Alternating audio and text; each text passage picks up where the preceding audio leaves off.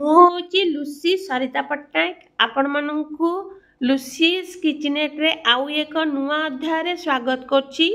ମୁଁ ଘରୋଇ ଷ୍ଟାଇଲରେ ଖାସି ମାଂସ ତରକାରୀ ତିଆରି କରିକି ଦେଖେଇବି। এইটা ଖାସ୍ କରି ଆମ ହଷ୍ଟେଲ ପିଲାମାନଙ୍କ ପାଇଁ ମୁଁ ଏଇ ପ୍ରୋସେସ୍ ବତାଉଛି, ଯେଉଁମାନେ ଘରେ ରୋଷେଇ ଜାଣିନାହାନ୍ତି ହଷ୍ଟେଲରେ ସହଜରେ ତିଆରି କରିପାରିବେ। ଏହି ଏପିସୋଡ଼କୁ ଦେଖନ୍ତୁ ଆଉ ଘରେ ରୋଷେଇ କରି ନିଜେ ଖାଆନ୍ତୁ ଓ ଅନ୍ୟମାନଙ୍କୁ ଖୁଆଇ ପ୍ରଶଂସାର ପାତ୍ର ହୁଅନ୍ତୁ। ଆଜି ମୁଁ 600 ଗ୍ରାମ ଖାସି ମାଂସ ନେଇଛି। ତାକୁ ଭଲ ଭାବରେ ଧୋଇ ସେଥିରେ ଦରକାର ଅନୁସାରେ ମୁତାବକ ହଳଦୀ, ଲୁଣ ଆଉ ସୋରିଷ ତେଲ ଗୋଳେଇ ତାକୁ ମ୍ୟାରିନେଟ୍ ପାଇଁ 15 ମିନିଟ୍ ରଖିଦେଇଛି। ଏଥିପାଇଁ ମୁଁ ମସଲା ନେଇଛି ପିଆଜ 300 ଗ୍ରାମ, ଆଉ 20 ଗ୍ରାମ ରସୁଣ, 15 ଗ୍ରାମ ଅଦା, ଜିରା 5 ଗ୍ରାମ, ଶୁଖିଲା ଲଙ୍କା 5 ଗ୍ରାମ, ଧନିଆ 5 ଗ୍ରାମ। ବର୍ତ୍ତମାନ ଆକୁ ମିକ୍ସି ଗ୍ରାଇଣ୍ଡରରେ ଗ୍ରାଇଣ୍ଡିଙ୍ଗ କରିକି ରଖୁଛି। ଦେଖନ୍ତୁ ମୁଁ ଏଠି ହେଇ ଶୁଖିଲା ଲଙ୍କା ପକାଇଦେଲି, ଧନିଆ ପକାଇଦେଲି, ଆଉ ମୁଁ ଜିରା ମଧ୍ୟ ପକାଇଦେଲି। ଗୋଟା ସବୁ ମସଲା ମୁଁ ପକାଇକି ଆକୁ ମୁଁ ପେଷ୍ଟ କରିଦେବି। ବର୍ତ୍ତମାନ ଦେଖନ୍ତୁ ମୁଁ ପେଷ୍ଟ କରିଦେଲି, ଆଉ ଓନିଅନକୁ ମୁଁ ଅଲଗା ଭାବରେ ପେଷ୍ଟ କଲି। ଦେଖନ୍ତୁ ବର୍ତ୍ତମାନ ମୁଁ ଗୋଟେ ହାଣ୍ଡିରେ ଅଏଲ୍ ପକାଇଦେଲି, ମୋର ତାତିଗଲାଣି।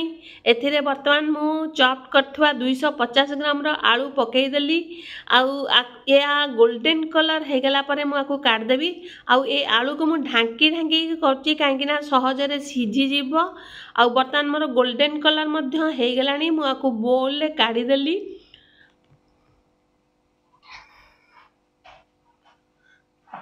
ଆଉ କିଛି ତେଲ ଦେଇଦେଲି। ବର୍ତ୍ତମାନ ମୁଁ କାଟିଥିବା ଗୋଟା କାଟିଥିବା ଓନିଅନକୁ ମୁଁ ଆ ଦେହରେ ପକାଇଦେଲି। ଆକୁ ଟିକେ ଭଲ ଭାବରେ ଟିକେ ଦଳିଦେଲି ଯେମିତିକି ଗୋଟା ରହିବ।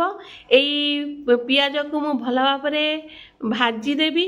ଦେଖନ୍ତୁ ଗୋଲ୍ଡେନ୍ କଲର୍ ହେଇଗଲା। ମୁଁ ତାକୁ ବର୍ତ୍ତମାନ ଗୋଟେ ପ୍ଲେଟ୍କୁ କାଢ଼ିଦେବି। ଟିକେ କଡ଼ା କରିକି ମୁଁ ଭାଜିଛି, ଯେଉଁଟାକି ମୁଁ ମଟନରେ ଆକୁ ପକାଇବି। ମୁଁ ଆହୁରି 100 ଗ୍ରାମର ତେଲ ପକାଇଲି। ବର୍ତ୍ତମାନ ମୁଁ କ'ଣ କରିବି ନା 3ଟା ତେଜପତ୍ର ପକାଇଦେଲି, ଟିକେ ଅଧିକ ସ୍ମେଲ୍ କରିବ। ଆଉ ପେଷ୍ଟ କରିଥିବା ଅଦା ରସୁଣ ପେଷ୍ଟକୁ ପକାଇଦେଲି। ଆକୁ ମୁଁ ମିଡ଼ିୟମ୍ ଆଉ ହାଇ ଫ୍ଲେମ୍ ଦେଇକି ମୁଁ ଆକୁ ଭାଜୁଛି, ଯେଉଁଟାକି ମାନେ ସହଜରେ ହେଇଯିବ, ତଳ ଲାଗିବନି। ବର୍ତ୍ତମାନ ମୁଁ ଓନିଅନ୍ ପେଷ୍ଟ ପକାଇଦେଲି। ଆକୁ ମଧ୍ୟ ମୁଁ ଭଲ ଭାବରେ ଗୋଳେଇ ଦେବି।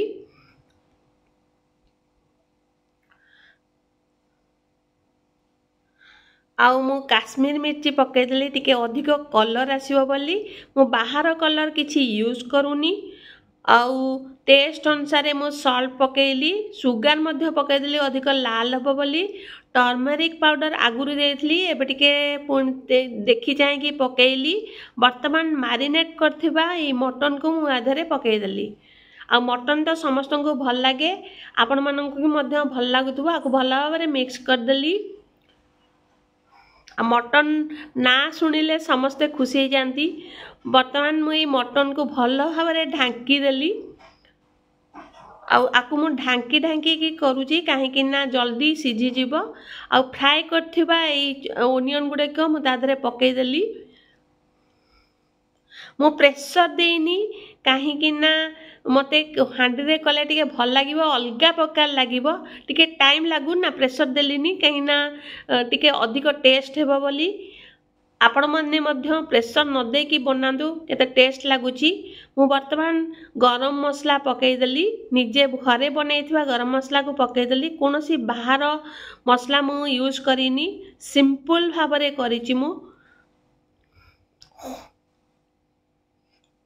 ବର୍ତ୍ତମାନ ଭାଜିଥିବା ଆଳୁକୁ ମୁଁ ତା ଦେହରେ ପକାଇଦେଲି। ଦେଖନ୍ତୁ ମୋର ମଟନ୍ ବି ସିଝିଗଲାଣି, କଲର୍ ବି ଆସିଗଲାଣି, ସ୍ମେଲ୍ ବି ବଢ଼ିଆ ହେଉଛି। ଆପଣମାନେ ଦେଖିକି ବି ଜାଣିପାରୁଥିବେ ଆର ଟେଷ୍ଟଟା କେତେ ବଢ଼ିଆ ହେଇଛି। ଆପଣ ହୋଟେଲ ମଧ୍ୟ ବୁଲିଯିବେ, ଏତେ ଟେଷ୍ଟ ହେଇଛି। ଦେଖନ୍ତୁ ମୋର ହେଇଗଲା। ମୁଁ ବର୍ତ୍ତମାନ ସର୍ଭ କରିବି। ରେଡ଼ି, ମୋର ମଟନ୍ ରେଡ଼ି। ଗରମ ଗରମ ମଟନ୍ ଶାଗକୁ ମୁଁ ବନେଇଛି ଅରୁଆ ଚାଉଳର ଭାତ, ତା ସାଙ୍ଗକୁ ଗ୍ରୀନ୍ ସାଲାଡ଼, ତା ସାଙ୍ଗକୁ ମୁଁ ବନେଇଛି ଶାଗ ମୁଗ ଦେଖନ୍ତୁ ଗ୍ରୀନ୍ ସାଲାଡ୍ ମଧ୍ୟ ରଖିଛି ଶାଗ ମୁଗ ଦେଖନ୍ତୁ ଆଉ ତା ସାଙ୍ଗକୁ ଏ ମଟନ୍ କରି ଜମିଗଲା ଏଇ ବଢ଼ିଆ ମଜା ଲାଗିଲା ଆପଣମାନେ ମଜାରେ କମେଣ୍ଟସ୍ ଲାଇକ୍ ଆଉ ସେୟାର କରିଦିଅନ୍ତୁ ମୁଁ ଆପଣମାନଙ୍କୁ ଆଉ ଏକ ନୂଆ ଭିଡ଼ିଓରେ ଦେଖାହବ।